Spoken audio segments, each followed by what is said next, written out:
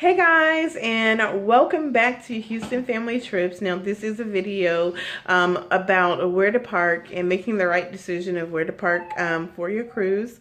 Carnival and Royal Caribbean specifically is what I will be talking about at the port of Galveston, so stay tuned. Traveling the world in their own backyard, finding new adventures and trips not far. Join the fun with them, no script. This is Houston Family Trips. Welcome back. Okay, so I'm going to make this a short video in a one take, even though this is my third take. My son keeps coming in and interrupting, and I'm like, yeah, let me go ahead and get this up. I said I was going to get it up. So here we go. So I'm going to start with Carnival first. We love indoor parking options for a few reasons for Carnival in Galveston. VIP Cruise, I will put the link in the bottom, is who we have specifically used. They are directly across the street from the Carnival terminal, and when I say directly across the street, I mean literally you walk a straight line over. All you're doing is crossing the street in a small section of a parking lot. It's not really a parking lot, it's where everybody drives through. It's literally across the street. The benefits to this for us, the cost was $99 plus tax, which came up to like over 100, like 113, I believe. I'll put the exact price here, and that's for a 7-day cruise. The benefits is, number one, your car is indoors, so it's out of the elements. So unlike when we parked in Galveston at the port outside, and we came back and our car was so dirty. I mean, it was embarrassing to take it anywhere from all the rain, the dirt, and the elements. The other part is your car is not exposed. No one can just walk by and see your car, okay? But the reason that we really parked there was because it was so convenient. If you wanted to roll your bags over, you could. What we did was my husband dropped me off at the front with the bags, and I waited on the porters to come get the bags while he went to park and then just walked directly across the street to meet me. When we got off of the ship, off our Carnival cruise, we didn't, at the end of your cruise, they give you the option to put your bags outside like early the night before. And then your bags will be waiting for you at the port when you get there. Or you can just take your bags off yourself. So we chose to take our bags off ourselves because we knew all we had to do was walk directly across the street. We walked directly across the street, cut our car on. It was like your car being in your garage, so it wasn't piping hot. We didn't have to wait in any long lines. We got on the road and went and picked our kids up from family, and that was it. We love that option. This time, Royal Caribbean, we decided not to do that option for a couple of reasons. I waited to the last minute and they were sold out. But also, we went on Royal Caribbean. So Royal Caribbean wasn't directly across the street. So just imagine directly across is Carnival, and then down a little bit is Royal Caribbean. So it wasn't like you were going to get the added benefit of just walking directly across the street. We'd have to walk from Royal to Carnival and then cross the street. So with our bags, and we didn't want to do that. So we decided to park at the port. So our process went like this. It costs $70 because it's $10 a day. It's a 7-day cruise. If you purchase online with the port, you get $5 off. So we paid $65 flat. No additional fees or anything like that. No additional taxes, right? So we waited in line just to get on property because everyone's parking, everyone's dropping their bags off.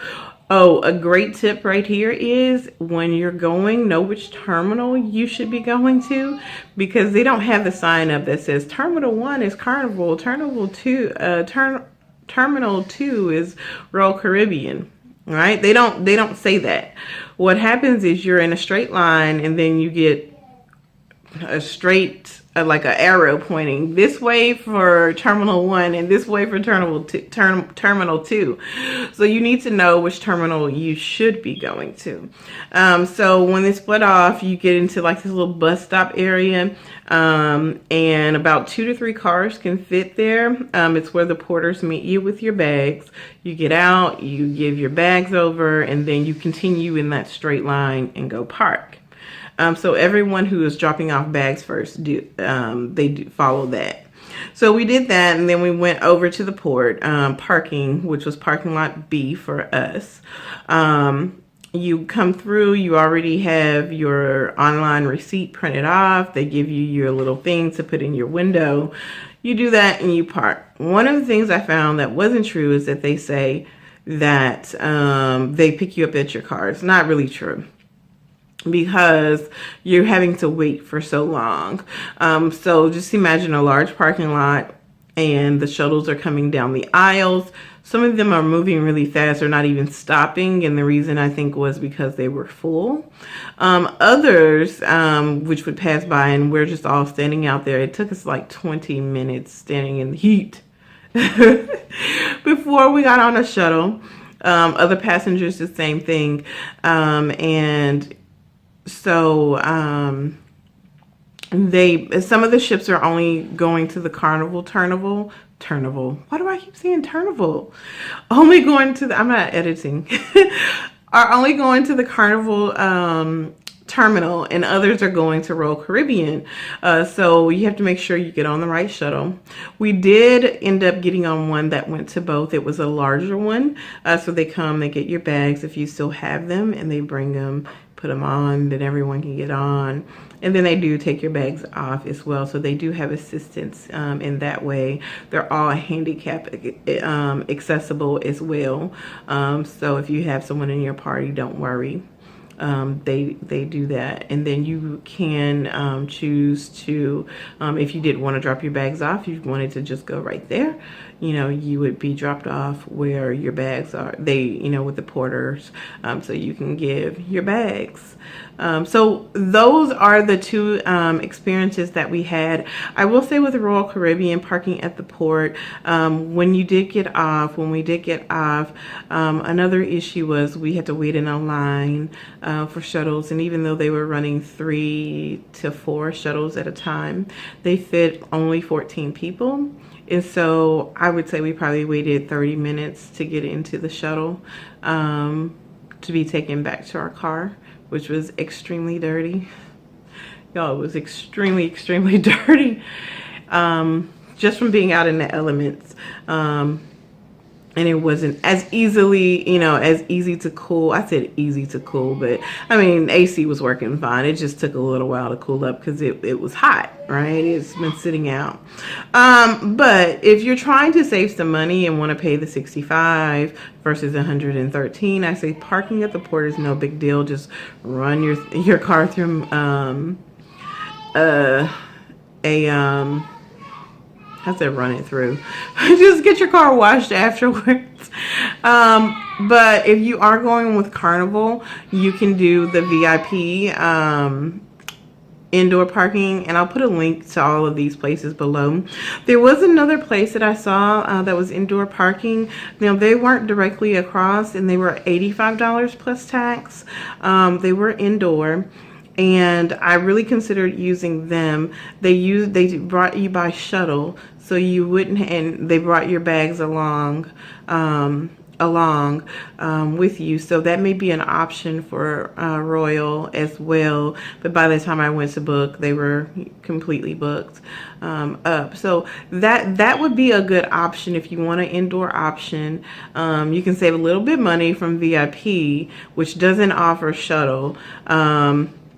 But they did offer a shuttle, so they would just take you over. I wouldn't even wait in the line to drop my bags off. I would just come directly there, since they will bus your bags over with you as well. And then once you arrive, give them to the porter and then go to embarkation, which was an awesome experience for us. And I will probably do a video if I get at least, let me see, what's the most So we're new on YouTube. We've been around for a little bit, but I only post travel. I'm not really into the daily vlogging part. I just want to look back on this and see like all of my experiences, and it's cool to look back and see your kids' birthday parties and or your Disney trips or cruises that you've gone on. So we do it a lot from memory. But if this video gets up to 50 likes, I will do our embarkation, how that was, and I'll do a embarkation and then leaving off the cruise, the process and what you expect. So if you want to see that, give us a thumbs up, get us to 50 likes, and just share with your family, and leave me a comment if there's something else you want to see, because I just do this part for you guys, the planning aspect of it. So yeah, that was our experience. Know that there are a lot of different parking places out there. I would always Google before I use any company. I can speak for VIP because I used them before, and I have a lot of friends who have used them on multiple cruises. Never had an issue with security or anything like that. We didn't have an issue with security at the port of Galveston, even though our car was open. And I would say that neither experience was bad. It was just, depending on, what you're looking for as far as convenience or price, you may choose one over the other. Yeah, so I know there are options that you can also do, but I've never experienced these for myself, so I don't want to shout anybody out. There are experiences where if you park and you walk, you use their parking area and you walk, they will take like $20 off. So if you're interested in really saving money, you could do that. But when I looked into those, they're not much more cheaper than just parking at the port. Parking at the port, I mean, it's not like you have to pay any additional money, $65. So yeah. All right, I hope I covered all of this, but if you want to see our cruise, our Royal Caribbean vlog, those are going up one a week is what I'm going to stick to. This isn't my full-time thing. So I pretty much edit and upload every Saturday when we've gone somewhere. So just look out for those every Saturday. After I get the last vlog up for this cruise, you probably won't see anything until the first Saturday of every month is my normal vlogging time. So for right now, once a week, every Saturday. After that, it will be once a month until our next trip, which is in December, and it's a snow trip. So we're excited about that. All right, bye.